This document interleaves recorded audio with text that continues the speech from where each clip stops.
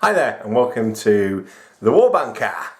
Today we're going to look at, do a quick overview of the rules to a game I really like called Warpath. It'll be Cameron's first go going through all of this. So it's going to be a bit of a learning video for both you and for Cameron as we go through the rules.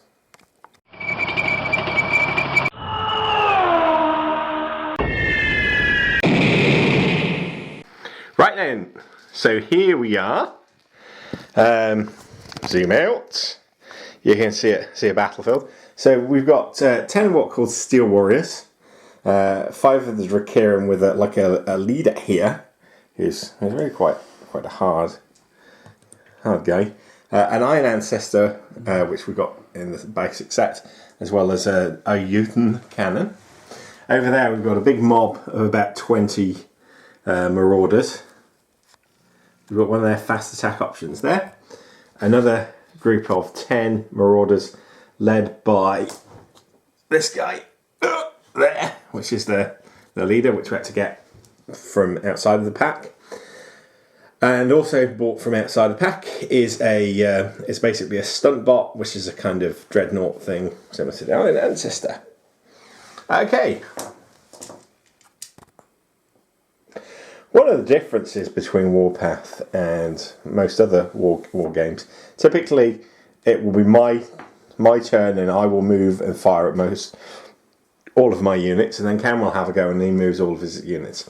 Doesn't quite work like that because what happens is your units take turns until you've finished. So what I'm going to do is I'm going to, and we'll show this by actually playing this out, is I'm going to choose this unit first to do my first action, and they automatically activate.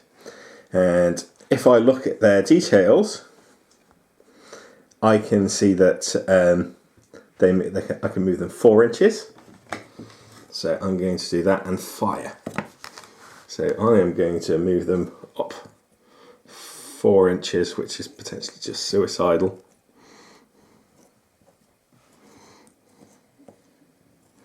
All 10 get moved forward.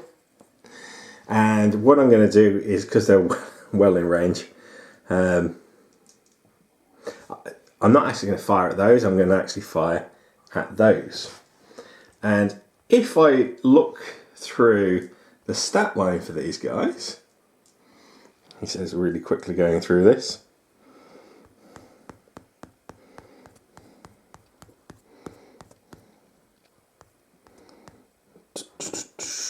almost there. Oh, here we go. Too far. You can see, for instance, there is a stat line, a speed, which is 4 inches. In this game, you have something called hit, which you use for both your shooting attacks and hand-to-hand attacks. That's on a 4+. Yeah. So I've got 10 objects, 10 people there that can fire. 9 with what's called with a Hellstorm rifle, and 1 with like a pistol, which is 12 inches. So they're all well within range. Those are not behind any cover. So what I do is I need to take 10 dice and roll to hit. Should have had this all ready.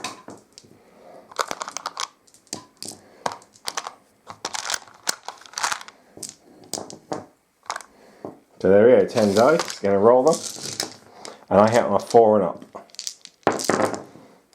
and that's pretty lousy. So take away the ones that missed, and then what I need to do is I need to look up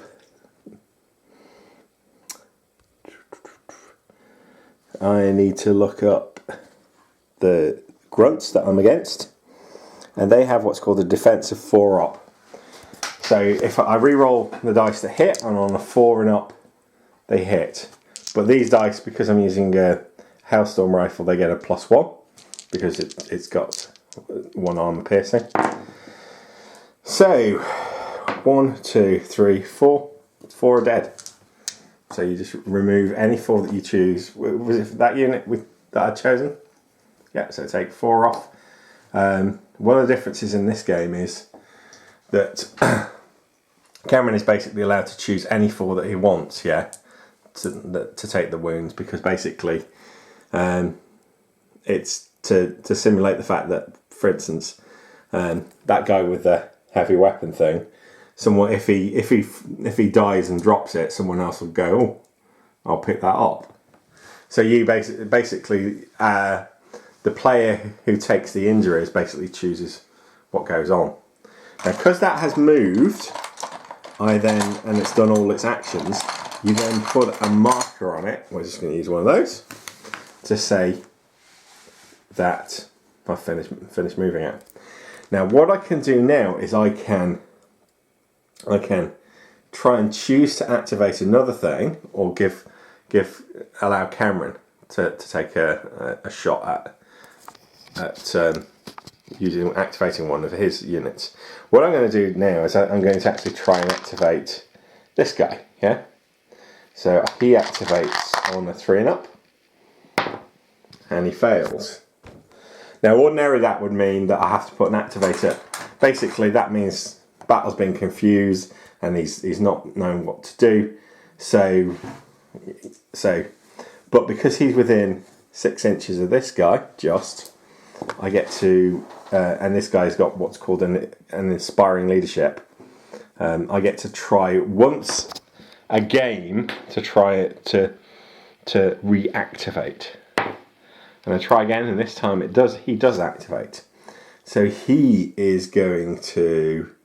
So I took out 4 of them last time, which wasn't quite enough. What I'm going to do is I'm going to try again to knock a few more out. So now there's how many are there now? 7. There's 7. So again, I need 4 and up to hit. And I hit with 1, and then I need a 4 and up, but resolve to 3 and up to wounds. So I've taken 1 out. Boom. So he has finished moving. So now it's Cameron's turn to activate one of the units. Which units are you going to activate? This unit. These guys. And you said you wanted to charge them in, don't you? Yeah. So the grunts have got a speed of 5, which means they can move 5 inches. Not surprisingly, dwarves with their little legs don't go very fast compared to things. So to charge, you can move them up to twice that. So you can move them up to 10 inches. So that would be, but that's certainly enough to charge all the way into there.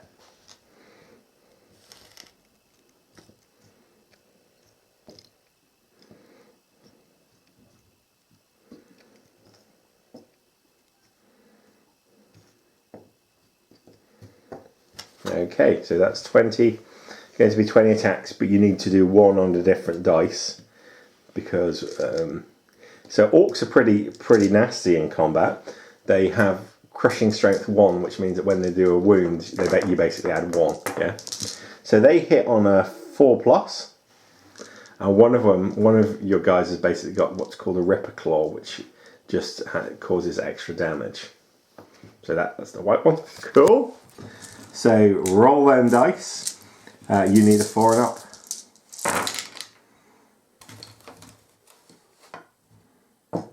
Unusually, Marauders compared to the Orcs and Space Marines in Warhammer.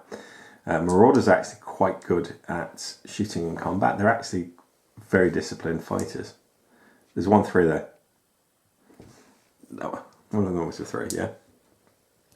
Right, now to wound, because these are steel soldiers, steel warriors, you would need a 5 and up, but seeing as you got crushing strength 1, which gives you a +1, you basically need a 4. How many have you got? That'd be 6. 6? This isn't good. 7. So I've got to take 1, 2, 3, 4, 5, 6, 7. So I'm left with just 3 guys on there. Now, there's a kind of morale in here. It's called nerve, yeah? And everything, including vehicles, has it. And these are two stats that here. So mine is 9 and 11. The first stat, if basically you lose half of your unit, yeah, to an incoming fire, you have to make a roll. If you get the first number over, you guys go and they basically take cover, and they and try and hide. Yeah. If they get the second roll, they're basically so disordered they are destroyed. The problem in hand-to-hand combat is if you get the first thing, it counts as destroyed as well. Yeah. So combat can be really lethal, and this affects most things. So you need to roll 2 dice. And if the result is 9 or more, the rest of the unit is just destroyed. That's an 11. So these guys are just completely wiped out now. Oh my goodness. And you might as well have that activation token. Do you want to try and activate another one of your units? Yep. Cool. My second unit is going to be this group here. Yep. And on 3+, he activates. He easily activates. And they're going to go after those guys. There. Yep. I think we just measured that, and it was it was well within the 10-inch charge radius. So those guys all pile in. So you've got one guy with a Ripper. Well, you've essentially got 2 guys with a Ripper Claw there. One of which being your Warlord, and your Warlord hits on a 3 and up. So you need to just have his dice separately. So you need 2 different dice, plus how many? 1, 2, 3, 4. Right. You said I had 2 guys with. Well, yeah. Oh, yeah. But this guy hits on a 3 and up. These 2 are going to be the Ripper Claw ones. Yeah. And that you're against Drakim, yeah, who have a defense of 5 and up, so it's not going to really be a problem. So on the small dice, it's going to be a 3 and up, and the Ripper Claw gives you a plus ridiculous or something. Ripper Claw gives you everything's here in the rules. You would think we'd have. The Marauders, Manly Specialists. Just quickly looking through. Ripper Talon. You can't really read that. Gives you +5, yeah. One is always a mess. So what happened? 4 wounds? 5. Pardon? Oh yeah, 4. Wait, you said 5. Sorry, I can't count. Oh, goodness. So all that team is basically taken out. Ouch. Without Pardon? rolling to hit. Oh, sorry, you've hit. Sorry, that's you to hit. Sorry. Rewind. Thought that was just to that. Okay, to wounds. Yeah, ones are always a mess. So that they're still standing. I shouldn't have said. I think. Should have. See, we got distracted. So they're all fine. You won't be surprised. Now, unlike, for instance, Warhammer, I don't automatically strike back. But what happens is you roll a d6. And those guys move back by 6 inches. Mine. Your guys, yeah, you basically retreat back by 6. Now, your choice now is you can end your turn and pass it over to me. Put the activation marker on those guys, yeah. Put something on. Or you can try and activate something again. But if you try and activate something again, you're only going to activate it on a 5 or a 6. I'm going to try and activate that. Okay. Yeah, no. You got to put the marker on to show it's been done. Cool, and it turns to. Okay, well, I think the answer is to activate these guys and charge them into there. I think they're just within. Yeah, they are within that 8-inch range. Those guys have got 2 heat hammers, which gives a plus +6 to wound. In actual fact, that was probably stupid. I probably should have actually, because they're really good at shooting. Yeah, and I should have just shot with them. But darn. Oh, that's right. But because they've been charged at, they are disorganised, so I can't do a shooting attack. I need to wait till next turn. So I couldn't shoot at you anyway. So what I'm going to do is I'm going to the black will be my leader, and the black hits on a 3-up, everyone else hits on a 4-up, and I get 3 hits in. Your guys are 4 and up to wound, so I don't get the strength on, but I have 2 things that give me. So basically, I just need on the light blue and the black. I just need anything that's not a 1. Oh, I cause 3 wounds on you, and I reduce you by half your unit. So I then get to roll your nerve, and let's see what the nerve of your leader is. It's pretty good actually. It's a 10 and a 12. So I need to get basically 10 to destroy you because it's hand-to-hand combat, and I get 7, so that's a no.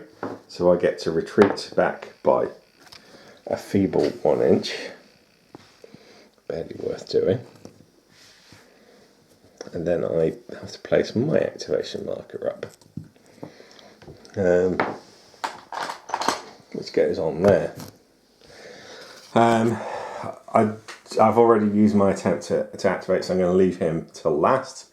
So it's over to you. So no question here. He's going to try and do the stump bot. It activates automatically. What are you going to do with it? I'm going to shoot the Iron Ancestor. So it hits on a 4 and up. That's it. It has piercing of 6, but the Iron Ancestor has got a. Looking through the units, Iron Ancestor, it's got a defense of 10 and up, yeah? Mm-hmm. So you basically need, roll a dice, add 6 to it, and it needs to be 10 or up. 5 plus 6 isn't strong. Oh, darn, it is, isn't it? 11. Yeah. Yeah. So that takes it down a wound, so it's got 3 wounds, so it's down 1 wound. However, nerve applies, yeah? So it's got a nerve of 10 or 12. So on a 10, it goes suppressed. On a 12, it basically blows up. So it allows you to simulate like a critical hit on a unit. Yeah. Which I think is quite good, because it means it's possible for you to take out something really big with just one hit. So put a marker on so that's activated. Because all of Cameron's unit has now activated, and I've got 1 thing left, I now have to roll to see if I can do this. So it's a 3 and up. It's a 4. That's activated. The Jotun cannon is pretty damaging. It basically fires. It's got a range of 24, and it fires 12 shots. So I'm going to shoot it at that unit. Well, should we say that's soft cover? Yeah, we'll call it soft cover. So it hits on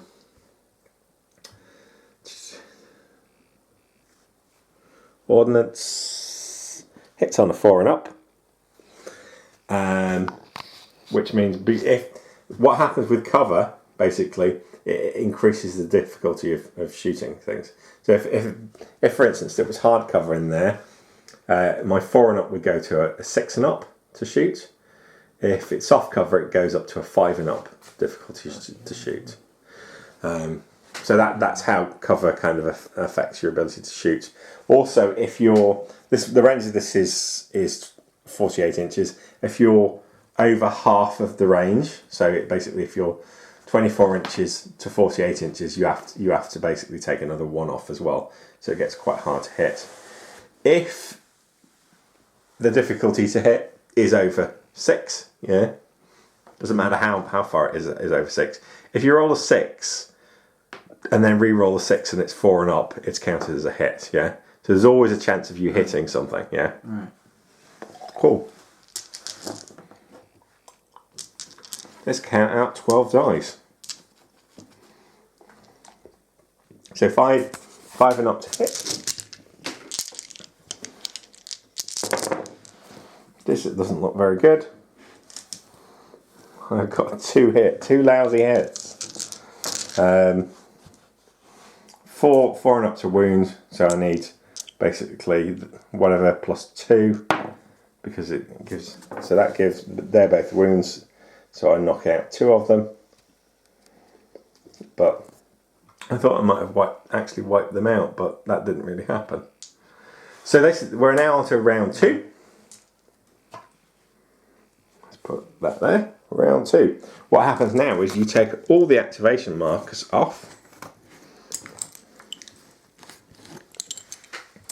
And we can start all over again. What I am going to do is I'm going to activate these guys first because it's my turn. Now, because 2 of these are actually heavy weapons, which are these, if you've got something that has piercing, an ability to pierce of 5 and up, you can choose a different target for them. Yeah. So my 2 guys with that ability are going to use their heat cannons against this thing there. That's within 12 inches, isn't it?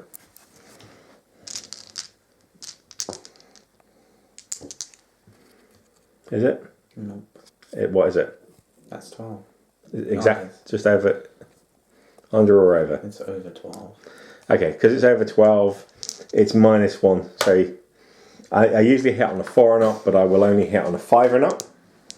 So 1 hits, and it's your battle bot is basically got a defense of 9 and up. So I need this plus 6 is 8. Oh, it just ricochets off it. Darn! Oh, bugger. I thought it was going to be toast. That. So, apart from that, my Hailstorm cannons are basically going to, that I've got, and basically all the Hailstorm rifles are going to fire at these guys. Try and wipe them out. See, the Hailstorm cannons, I get 3 shots each. And then I've got the rifles. So, a rifle and a pistol. See, he's got two pistols. And unless if you've got double pistols, you just get double shots, yeah? Mm-hmm. So, this guy basically, the Yosemite Sam character, has got two pistols, so I'll finally get all the shots. Hitting on a 4 and up. So I have 5 hits.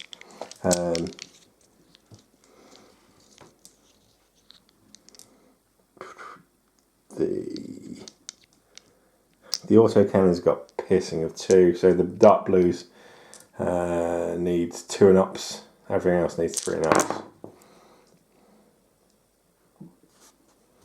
1, 2, 3, 4, 5. 5 wounds on those. So that's now your guy survived. He's got 3 wounds, so he's down with 1 wound. So I just need to do a nerve roll for him. And his nerve is 10 and 12. Just confirmed, 10 and 12. So basically, if he gets the 10 and he just kind of like goes down as if he's injured. But on 6, that's not going to happen. So that's my turn finished. I think I'll give the turn over to you. I'm going to activate that mob. And what are you going to do with them? Fire. Fire? You're going to shoot? No. I said that to get your hopes up. Oh, fuck.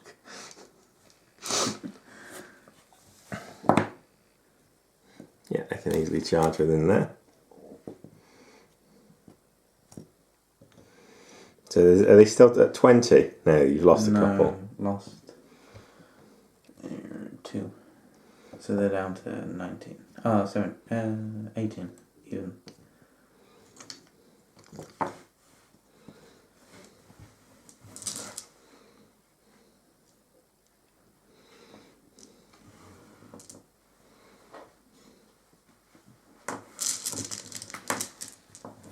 Remember, one's got a different dice, yeah? White one. Cool. They're hot on a 4 and up.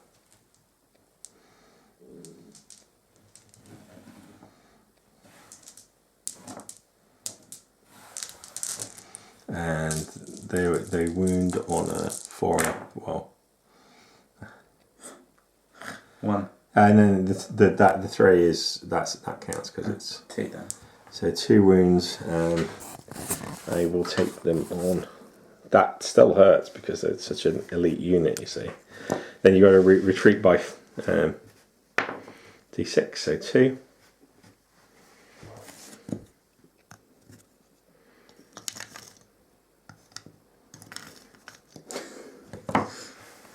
Do you want to activate another unit? This. So you're going to try that now. Yep, activated. Okay. So this is a Raptor. It can move up to 16 inches and it's got an anti-tank gun on board. It can also carry 10 soldiers. They just must clamber on the side of it. It has an anti-tank gun which gives it a 5 and up to penetrate when it comes to penetrate. So what are you going to do? I'm going to shoot at the cannon thing. Yeah. Cannon looking like thing. Yeah. 6 hits.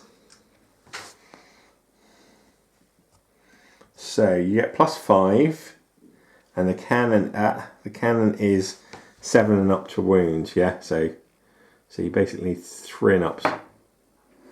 No.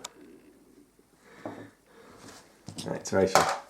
Do you want to try at extreme risk to activate one more unit, or are you going to pass it back to me?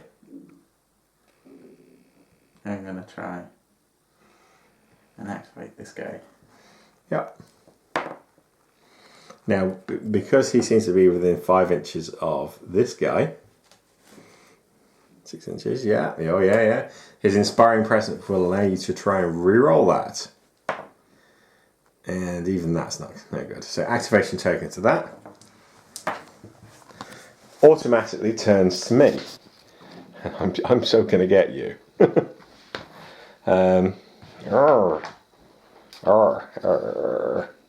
What I'm going to do is I'm going to activate this guy, and he's going to actually charge your unit. Your guy there, which he'll do easily. The Iron Ancestors gets 2 attacks, and he hits on a 4 and up. So here we go. 1 gets through. Basically needs anything but a 1, which he gets, and that guy's out. Your leader is dead. That was the last. So I've still got that to activate. So because it's the last unit so far, I roll a 2, and basically it fails to activate. Now we're not actually going to finish this game off, but this gives you a kind of an idea of how the thing is played. Mm-hmm. So we've played 2 full turns for you, and I really like it because it allows you to alternate my go, your go, and there's a lot of thinking about which unit should I activate next. As a bit when we were talking when we were out the camera, if I've moved and activated this, yeah, and he really wants to take it out, well, maybe, as I was saying to you, maybe you want to try and attack something that I have not activated yet, because that won't hurt you again till the next turn. So I kind of like the system. It's simple and it plays quite well. Cameron says he still needs a bit to go through this again before we play it properly, because we do want to do a few battle reports with it.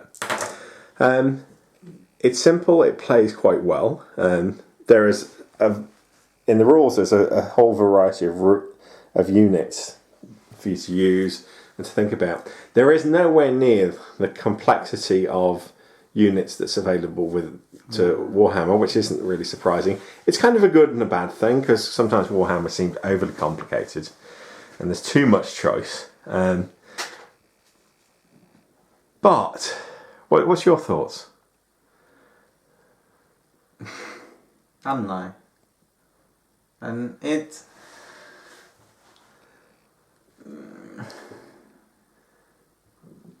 What do you like about it? What don't you like about it? Everything. Why? I don't know, it just doesn't... I don't like it. Really? You don't not like the fact that it's one turn and then another? Yeah, because we only really play like that, so I guess it's kind of weird it being one unit followed by another. Which is exactly the reason why I absolutely love it, because I hate it when you play really big games and you're just sitting back and you just... And Cameron's seen me at tournaments and I feel a bit like the llama from the Emperor's New Groove, you know, where he goes, okay, all these are going to fire at this unit, and he's just like, bring it. I don't know about you, but I'm getting all funned out. Uh-oh.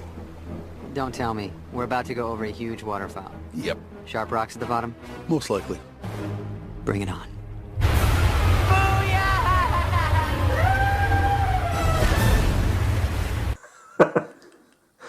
Joy. And you just... What it doesn't have any psychic powers or any things like that, or not much in the way of any special rules either. When you think of some of the weird rules that things like Elder and Tau have got that kind of add a dimension to the... Markolites. Markolites. Yeah, but they're not change. that weird. Yeah, no, but it's not like... This handles, I think, the shooting aspects of wargaming really, really, really well. Yeah, It's quite simple and it's quite quick.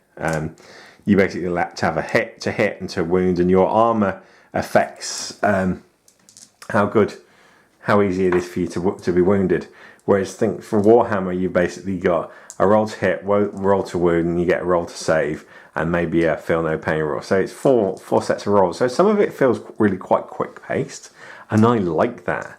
Having played the first generation Warhammer 40,000, where we rolled each member of our squads to hit individually, and it just took a ridiculous amount of times. I like the speed of it. Do you think you'd give it another go? Yeah. I definitely want to do a few battle reports for this.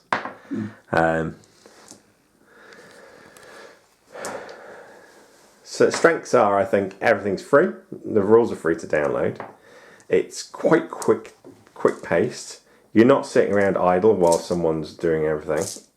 You kind of, it's to me to you, to me to you, to me to you gameplay. Yeah.